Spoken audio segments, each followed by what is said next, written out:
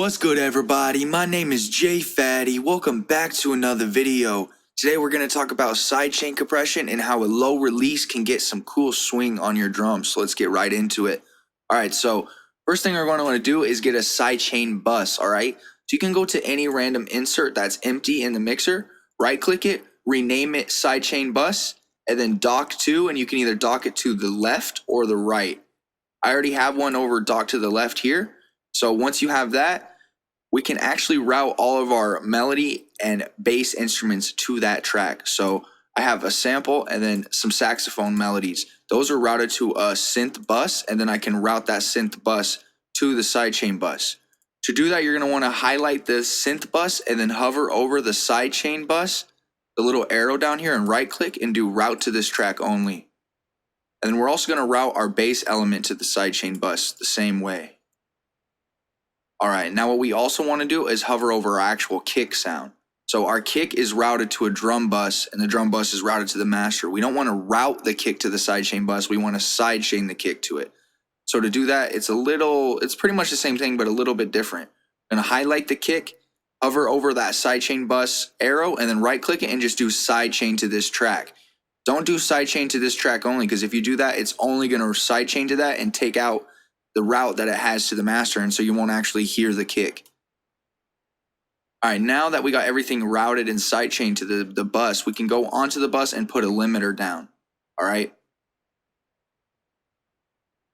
Once you got a limiter, you're going to want to go over to the compression tab, and it's going to look like this for you. Alright, what you're going to want to do is go over to the sidechain box in the compression area, right click it, and make sure you're on the kick, because that's what we want sidechain to the bus. Alright, so now we're going to play this and bring the threshold down.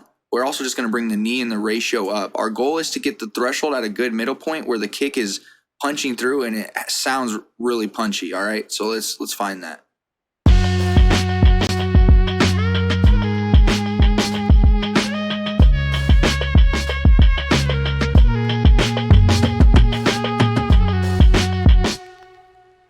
As you can see right there, that middle point is pretty good. That purple reduction it's doing in the waveform is so the kick has enough room to hit. That's all it's doing. It's just ducking that waveform down so the kick can hit.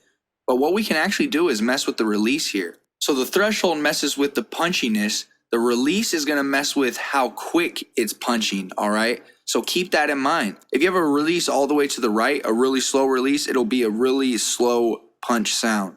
Let me show you an example.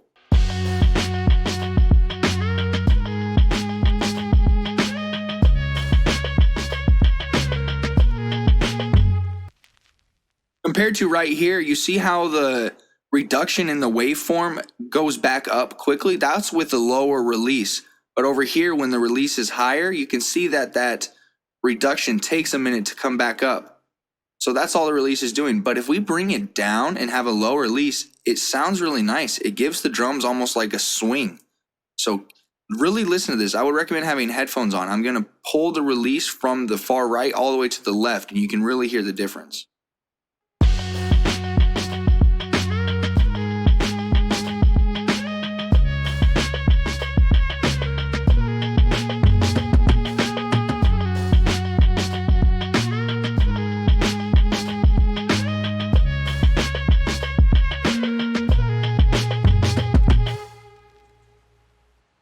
So yeah, really mess with the threshold to find how punchy you want it, and then mess with the release to determine how quick that punchiness is going to be.